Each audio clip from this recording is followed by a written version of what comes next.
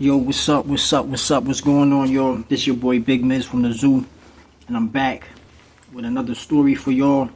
And this situation takes place again in Ware State Prison, Waycross, Georgia. And this is a level 5 camp, y'all. These are very violent camps that I speak about, so it's always going to be a wild situation and a very violent situation. Majority of the times that I come and display a story for y'all.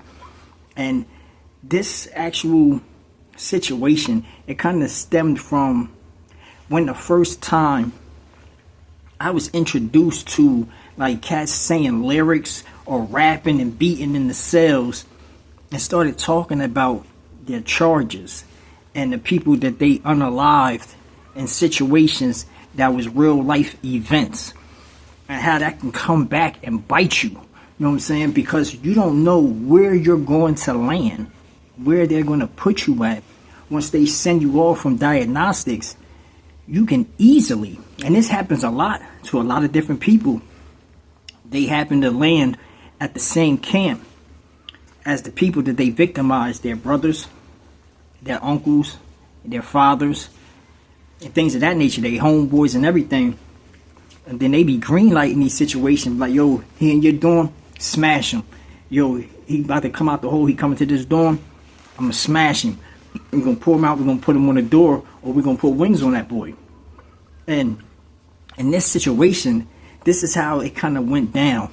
Like, it's a dude named Waycross that was at Waycross, and he lived in that area, and he always was speaking about what happened like 2 years ago to his people. I think his little cousin, his mom, and his brother. Something happened to them with some dudes coming from out of town or whatever the case may be, and like they were beefing with his family when he got booked. And then he heard that his people got unalived in that situation, and it hurt him bad. It kind of threw him off track. He was moving differently inside the chain gang, but he was desperately waiting for the arrival of these individuals because he heard they had got caught after going on the run. They went out of town and grabbed these dudes, and these guys was actually from Florida. You know what I'm saying? I don't know exactly what part of Florida, but they was from Florida, and they was beefing with these Waycross individuals. Now,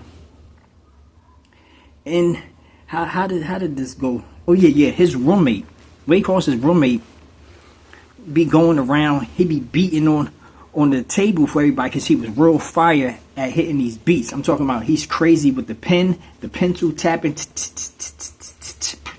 like he does all this. He goes real crazy, and anytime they're freestyling in the day room, he beating on the glass, and when you beat on that glass, it's like a plexiglass, like that thing thump, like you're in a real studio. So these dudes like always will call Waycross's roommate to come and do like the beat or be like their producer or whatever in any battle, any rap session they having. They always calling this dude. And I know that like maybe for the 9 months or 10 months that he was in the cell with Waycross done told him over and over and over the situation that went on with his family out in the free world.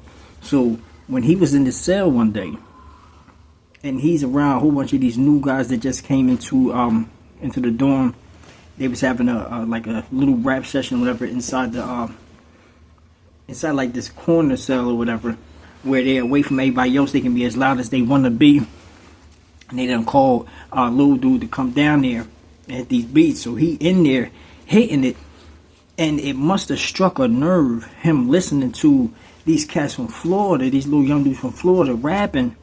And he listened like, yo, he kind of thinking that whatever this dude is rapping, it sounds familiar. He can't really like place it what it is, but he just feel funny listening to it while he beating. And once they stopped having the session, he went back to his cell and he was talking to Waycross, and he was like, yo, folk, what happened to your people out there in the field? Like you be talking about, what happened to your folk? He was telling him like, yeah, some cats out there, some niggas from Florida was beefing with my people, ran through, smoked them and everything. My people was coming out the trap. They done hit my mom, Dukes, you know what I'm saying? Got my cousin and my brother. And he's like, from Florida. He's like, look, fool, I ain't trying to be funny or nothing. I ain't trying to start nothing or nothing. But I was just in the cell with some cats, and I was doing a little beats for them. And they was taking flight. Like, I was listening. I was locked in. But when them little Florida dudes started rapping, they started rapping about something exactly like the situation that you be telling me about, that you were talking about. That's why I asked you. He was like, you got to come down there. He was like, man, come down there. He like, man, just come down there and listen to them rap. I'll crank it back up just so you can hear what these dudes is talking about. And Waycross is sitting there. He was like, all right, folks. So he get off the horn. He was on the cell. He was like, yo, I'm about to check something out real quick, folks. Like, my roommate telling me something crazy, man. I'm about to check it out, see what he's talking about. I'm going to call y'all back. All right, love. Boom. He hang up, and he goes down there. He's walking down there with his celly, and this takes place.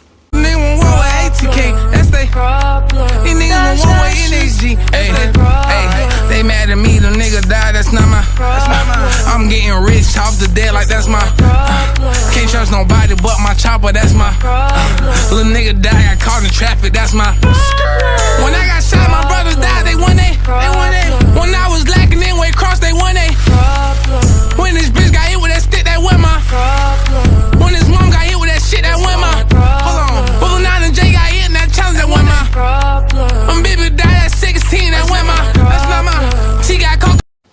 Now, after he shot out the room, he going to talking to his people that he got in the dorm. He like, yo, folk in them is in here, man.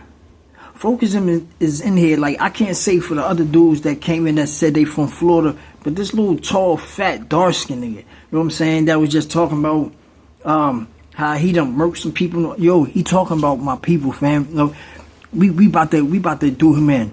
We about to get him. And his people is like, yeah, we don't care. Like, it's whatever, you folk, you know what I'm saying? I don't care what takes place, what happens, we'll do this for the day. He was like, look, I got something for him. He was like, look, tell him to come down here, man. Tell him to come down here and talk to us for a second, you know what I'm saying? And a couple of us, like, y'all four, y'all come with me down to Mark's cell. We gonna go on Mark's cell, you know what I'm saying? Like, Mark who? Like, Blitz. We gonna go on Blitz cell. We gonna go on his cell. Call that Florida boy down here, man. Call him down here. Yo, y'all sharpen them tools up, get them things ready. And when they call him down there, bro, they get him into the cell. Boom, it just pops off. They just getting this boy, I'm talking about doing him in. And this is what happens when you're sleeping and then you're going from camp to camp, chest poked out, talking and rapping about a situation that you did where you hurt somebody in this state, knowing that you're not from this state at all, don't know who is connected to your victims. It happens a lot. It happens a lot in different camps. People come from being in a county jail, go through diagnostics, hit these camps, and once people pay attention to you, you knew, they looking you up, bro. They looking you up, and it's more easy to this day now. They can just get on the phone, type your name in, get your name however they need to get it real easily. Find out what your charges is, who your victims are, and if it's connected to anybody, or if it was gang related and you done did something to their gang members or something like that, they got you. They got you. And for that Miami boy, that was one of the dumbest moves that he could have made. Waycross figured out the lyrics. You even told him where you did your situation at, where they caught you lacking at, and everything. You messed yourself up. Waycross figured out those lyrics, man. Look, this rapping and talking about the dead and dissing the dead and talking about your events of the street things that you did that's supposed to be in secret don't supposed to go over a beat for the world to hear it for some clout. That is the stupidest thing that has touched the industry and going around to the different jails. They think that's what it is. They think that that's the hardest thing out. No, I think that's the stupidest thing out. You know what I'm saying? And they need to find a different code to go under where silence is involved. Because believe me, silence is golden. Duct tape is silver, bro. I tell y'all these stories, man, for hopefully you'll look at these situations and be like, yo, I don't want to go through the stuff that Miz be talking about in these stories. I don't want to go through no situation like this. Matter of fact, I'm about to fall back from the whole street thing and find something safe to do with my time and myself. You know what I'm saying? So I can stay out of harm's way, so I can live a little bit longer and not behind bars. Like, you got to give yourself a chance somewhere, somehow. Give yourself a chance. You're the only solution for yourself. Nobody's going to do it for you. You know what I'm saying? If you're not a leader, you are definitely a follower. And I don't think that that's going to work out good for you. Believe me, this your boy Big Miz from the Zoo. Please like, share, subscribe to the channel. Like, share, subscribe to the channel. Punch the like button, kick a comment. It's your boy.